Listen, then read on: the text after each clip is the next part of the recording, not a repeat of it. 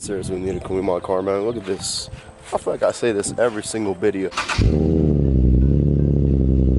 Car is always sounding pretty good, man. I mean real good. What's up, guys? Welcome back to another video. My name is Chris. This is my channel called Mumble. Today we're gonna go ahead and install my Stillen Gen 2 intakes. They want the best of me now. They want the best of me now.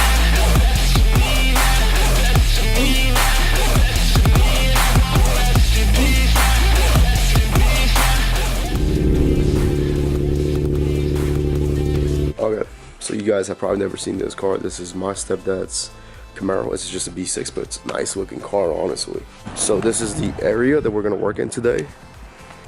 So basically my backyard. But there's only a couple things that we're gonna use here. We're gonna use a 10mm socket, so it's this one right here. Alright, you're gonna use this for pretty much everything on this car. An 8mm socket is only needed if you have the OEM intake tubes. I have the Mishimoto ones. Those come with a 10mm clamp, so I'm good to go with this one. The other thing you're going to need is a 7mm socket. This one's going to be used for taking off the MAF sensors, so keep that in mind. I am going to use this right here for the first time and just see how I like it. And pop that hood.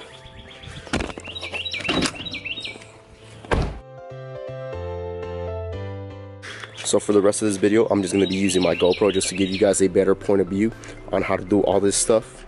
Because I feel like if I put the camera to this side, you guys only get a certain angle of what I'm taking off. As opposed to me using the GoPro, you kind of get a better point of view. So let's go ahead and make that switch. Like I said, first thing we're going to do is loosen up these 5mm 10mm bolts.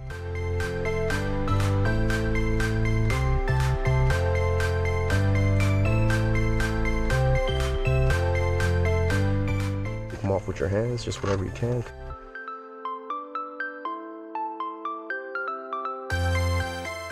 I like to just put these screws right here just so they're in place somewhere.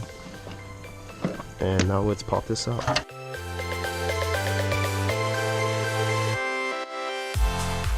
I'm gonna take off just one intake tube, install one of those, and give y'all a comparison of how different they look from each other. Let's go ahead and take off this one right here, which is also a 10mm.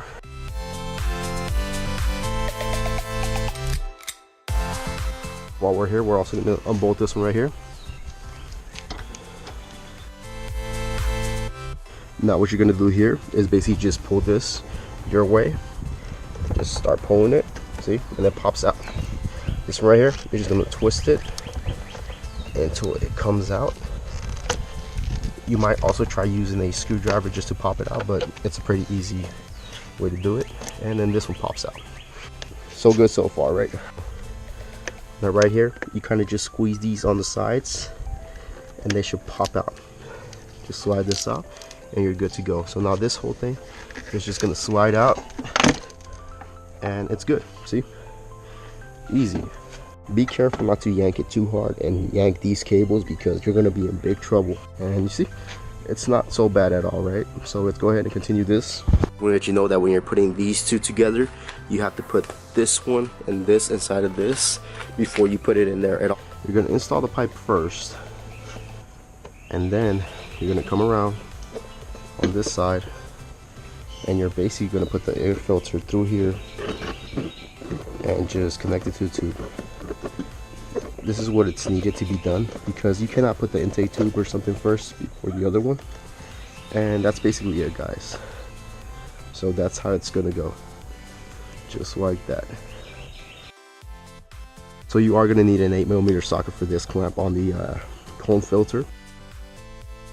I'm gonna go ahead and take off the MAF airflow sensor with the 7mm. That should be good on this side.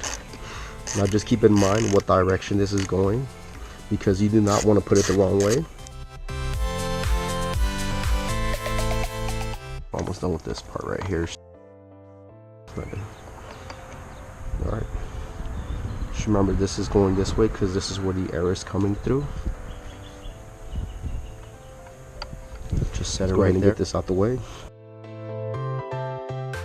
And let's go ahead and pick this one back up. Now we are going to need a clamp right here. And I think I am going to need my stock OEM. Here are the OEM clamps. I'm going to take those off right now so I can use them on that intake tube. Like I said, these are 8mm, so go ahead and take all those off. So now it's time to install this on there, and then we're going to put that MAP sensor back in here. And let's go ahead and slide it in. Find out what way it's going to go in. Okay, that's in. What do you guys like more? Mishimoto, Stillen. Let me go ahead and compare them. Stillen intake system. It has an AEM air filter. Mishimoto intake tubes with a K&N drop-in. What would you guys go with? Judging by the way they look, I kind of like the way the Mishimoto looks a lot more, but the Stillen, this right here is just doing it for me. It kind of gives it more of a modified look. Let's go ahead and get on the other side and just finish this project off. I'm not gonna have any more GoPro footage because my camera turned off. So basically what I'm gonna do is just remove this one, pop this out on both these. These are 7mm, as same as that side, 10mm right here, and just pop everything out. Put everything else back in, basically do the same thing with the air filter on this side. Put it all together, assemble it before I put it in the engine bay. Alright, so let me just go ahead and finish that off and just come back with the final product. No matter how smoothly you want things to go with your car, there's always gonna be one thing that comes up. And this is one of them right here. So something broke this off. This is broken. So I might just have to get a whole new hose and just replace this whole thing.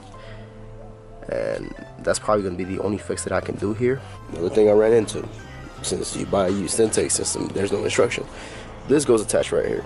So this box will not fit in there because there's literally like one little thing right here. So you got to clip that out, take the box apart, basically take it apart. And I just left it hanging right here. I'm gonna get a zip tie right now and go ahead and tie it onto there. And that's it. There's overall, everything turns on, guys. Everything's good. Like I said, minor removal of a part right here. We put it down here. I still gotta go and fix this. I have no hose right now, but we're gonna fix that. And that's about it. So overall, it wasn't a bad mod, but I think that if this is your first time doing it to your G, you should do a little bit of research for getting into it. The reason I'm saying this is just because there was a couple modifications that I didn't know that you had to remove this part off, and I'm actually gonna have to remove this bracket just to clean it up a little more right here. But other than that, it's a pretty simple mod. Well, now let me just set the thing over here and maybe try to get us some reps on it.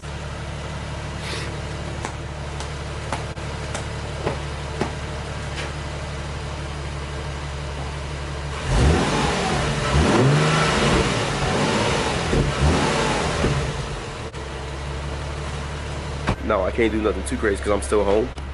Also, no check engine light, which is always a good thing, right? So what's up, guys? Let me go ahead and close out this video. Overall, the install was pretty easy. Ran into a couple minor issues, but nothing too major. And I hope you do guys subscribe, comment down below, and I'll catch you on the next one. I'ma blow up. Yeah.